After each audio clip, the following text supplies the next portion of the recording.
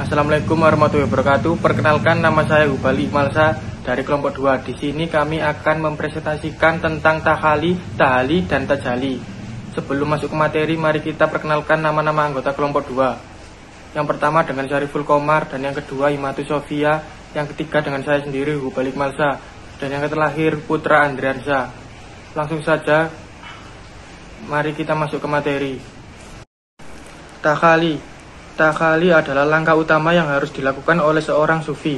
Takhali adalah upaya untuk membebaskan diri dari keadaan pikiran dan etika yang mengerikan. Salah satu etika hina yang menyebabkan sebagian dari etika hina. Menurut Muhammad Hamdani Bakron Az-Zaki, takhali merupakan tata cara pengosongan diri dari bekasan kedurhakaan serta pengingkaran terhadap Allah Subhanahu wa Ta'ala dengan jalur melaksanakan pertaubatan yang sebetulnya. Contoh sikap atau perbuatan yang menerapkan takhali dalam kehidupan. Takhali berarti menghindari sifat tercela. Seseorang yang ingin dekat dengan Allah Subhanahu wa Ta'ala harus merubah sikap dan sifat perilaku yang tercela menjadi sikap dan sifat yang lebih baik, sehingga bisa mengalihkan perhatian Allah Subhanahu wa Ta'ala. Takhali merupakan filosofi terberat, oleh karena itu kita harus menghindari sifat-sifat kemaksiatan seperti yang pertama, hanya mencintai dunia. Yang kedua, tamak adalah hati yang rakus terhadap dunia. Yang ketiga, ujub adalah mengherankan dalam batin. Yang keempat, riya atau pamer. Yang kelima, takabur atau sombong. Yang keenam, hasud. Dan yang ketujuh, sum'ah. Tahali. Setelah melalui tahap pembersihan diri dari semua kualitas mental dan perilaku yang tidak wajib dapat dilalui, pengarahan tenaga harus dilanjutkan ke pengaturan saat yang disebut tahali. Untuk lebih spesifik, mengisi diri sendiri dengan kualitas terpuji dengan bersikap hormat secara fisik dan rasional. Sehabis pembersihan ataupun pengosongan diri dari seluruh watak serta perilaku mental tidak baik atau tahali bisa dilalui, hingga langkah berikutnya merupakan tahali, ialah mengisi serta menghiasi diri dengan seluruh watak, perilaku dan perbuatan yang baik, berupaya supaya dalam tiap gerakan sikap senantiasa berjalan di atas syarat agama. Bagi sufi, pengisian diri dengan perbuatan baik sehabis dikosongkan wajib lekas dilaksanakan, sebab bila sesuatu kerutinan baru hingga kekosongan itu hendak dapat memunculkan frustasi. Sikap mental dan kegiatan mulia yang harus ditanamkan dalam hati dalam rangka untuk menjadi manusia yang dapat berhubungan dengan Tuhan adalah sebagai berikut. Yang pertama yaitu taubat. Taubat merupakan rasa penyesalan yang serius dalam hati serta diiringi dengan permohonan ampun dan meninggalkan seluruh perbuatan yang bisa memunculkan dosa, sehingga cuma Allah Subhanahu wa Ta'ala lah yang terdapat dalam ingatan serta jiwanya. Taubat adalah kembali ke jalan yang benar yang diridhoi Allah setelah seorang melakukan penyimpangan-penyimpangan. Yang kedua yaitu cemas dan harap. Cemas serta harap artinya yakni suatu perasaan khawatir yang mencuat sebab banyak berbuat salah serta kerap lalai kepada Allah Subhanahu wa Ta'ala, ataupun sebab menyadari kekurangan sempurnaan dalam mengabdi kepada Allah Subhanahu wa Ta'ala, hingga timbullah rasa khawatir serta takut kalau Allah Subhanahu wa Ta'ala hendak murka kepadanya. Yang ketiga yaitu al-sud. Al-sud artinya yakni perilaku membebaskan diri dari rasa ketergantungan terhadap kehidupan duniawi dengan mengutamakan kehidupan akhirat. Karena itu harus pasrah dan rela menerima dan memadakan saja akan rezeki yang ia terima dari Tuhan. Caranya dengan mengendalikan hawa nafsu, karena hawa nafsu inilah yang mendorong manusia untuk tergantung pada kelezatan duniawi. Yang keempat yaitu al-faqr. Al-Faqr menyiratkan tidak meminta lebih dari apa yang dia miliki sekarang, dipenuhi dengan apa yang dia miliki sekarang, jika dia tidak meminta sesuatu yang lain meskipun dia masih miskin. Dengan demikian, sesungguhnya Al-Faqr ini merupakan rangkaian saat sebelum Al-Sud. Yang kelima yaitu As-Sabru. Toleransi atau ketekunan oleh para sufi disinggung sebagai kondisi jiwa yang kokoh, khas dan mantap dalam posisi seseorang. Jiwanya tidak goyah, posisinya tidak lelah sesulit apapun tantangan yang dia alami.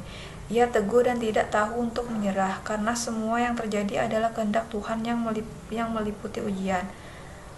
Sebab itu, bagi sufi, tabah merupakan sesuatu perilaku mental yang sangat fundamental dalam usaha menggapai tujuan hidupnya.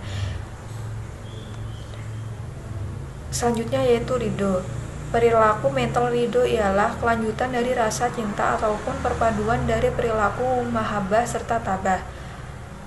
Ridho memiliki makna menerima dengan luas dada serta membuka hati segala sesuatu yang datangnya dari Allah Subhanahu wa Ta'ala, baik dalam menoleransi dan mengamalkan pengaturan agama atau berkenan dengan masalah takdirnya. Ridho berbeda dengan sikap fatalis.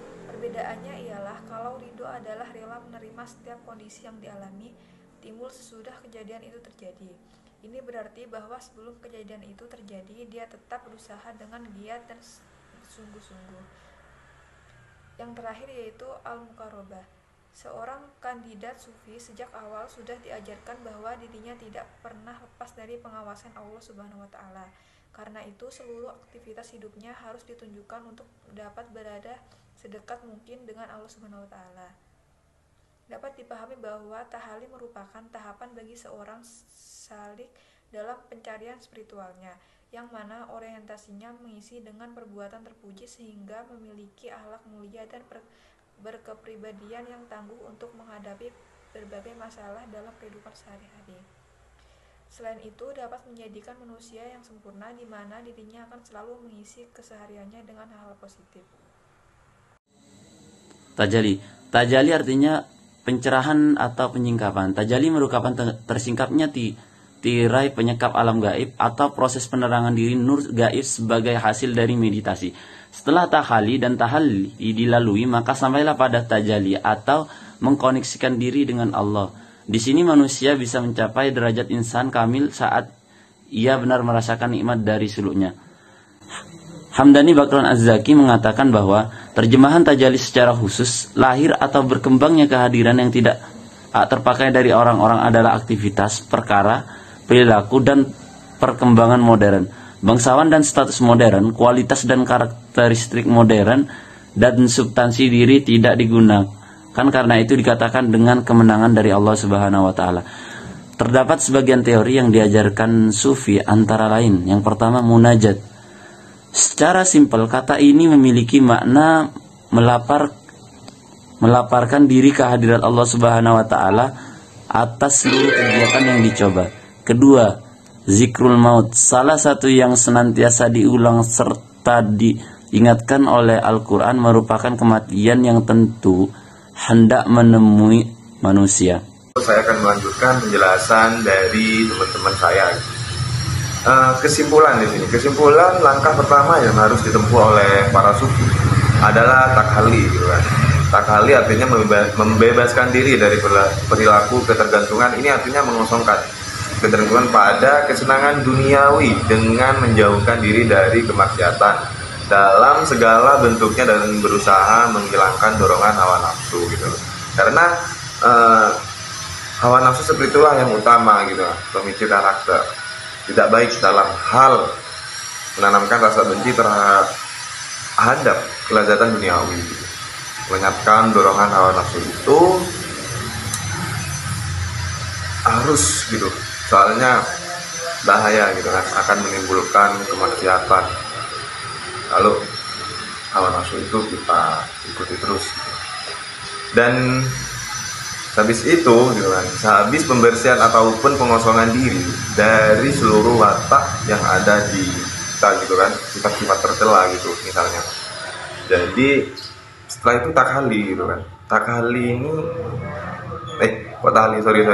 tahalli setelah takhalli itu tahalli itu intinya mengisi, gitu kan. Mengisi dari hal-hal yang sifat tercela yang udah kita kosongkan, gitu, habis itu kan diisi, gitu. Jadi oke, saya baca aja. Setelah takhalli, gitu kan, setelah takhalli dilalui hingga langkah berikutnya merupakan tahalli, ialah mengisi serta menghiasi diri dengan seluruh watak, perilaku, dan perbuatan yang baik, berupaya tiap gerakan sikap senantiasa berjalan di atas syarat agama, gitu. Menurut sufi, pengisian diri dengan perbuatan baik setelah dikosongkan itu harus segera dilaksanakan, karena jika suatu kebiasaan baru, gitu kan, maka kekosongan itu akan bisa menimbulkan frustasi kalau tidak cepat-cepat diisi, gitu. Anggap apa ya, anggap air 2 kola gitu kan, air 2 kola yang ada di kamar mandi, air itu najis gitu kan, 2 kola itu najis. Setelah itu dikosongkan gitu kan, habis dikosongkan kan kita isi dengan air-air yang suci gitu. Oke, akan saya baca aja soalnya ada kelanjutannya. Dalam rangka pemantapan serta pendalaman modul yang sudah dilalui pada fase tahali gitu kan. Setelah fase tahali itu hingga rangkaian pembelajaran itu disempurnakan pada fase tajalli. Dan setelah kita mengisi gitu kan, mengisi air yang udah 2 kola itu, kita lanjutkan ke tajalli gitu kan, disempurnakan ke tajalli, dimanfaatkan, disempurnakan lagi gitu. Kata ini berarti terungkapnya nur gaib untuk hati. Para sufi sependapat kalau buat menggapai tingkatan peluang kesucian jiwa itu cuma dengan satu jalur, yaitu cinta kepada Allah. Setelah kita isi, kita manfaatkan gitu kan, dan menggunakan disempurnakan oleh tajalli ini kepada Allah serta memperdalam rasa kecintaan itu. Dengan kesucian jiwa ini berulah hendak terbuka jalur buat menggapai Tuhan. Tanpa jalur tidak terdapat mungkin tercapainya tujuan itu, serta perbuatan yang dicoba tidak dikira perbuatan yang baik. Nah itu tadi, anggap ibarat air 2 kola itu tadi, kalau pemahaman saya ibarat air 2 kola itu, saya itu najis. Setelah najis itu kita isi gitu kan, kita kosongkan. Ini kita kosongkan. Setelah kita kosongkan kan kita isi gitu loh dengan air yang suci. Kan kalau udah setelah kita isi dengan air suci kan kita manfaatkan gitu, kita sempurnakan lagi. Ya kita buat wudhu gitu kan, kita buat mandi besar gitu kan. Jadi ini ibarat air, pas kita bayangin gitu kalau ke kita sendiri gitu kan, setelah kita banyak sifat-sifat maksiat gitu kan, jadi kita kosongkan. Setelah kita kosongkan, kita isi gitu. Setelah kita isi, kita manfaatkan. Sekian presentasi dari kami kelompok 2. Bila ada kata yang salah, mohon maaf. Wassalamualaikum warahmatullahi wabarakatuh.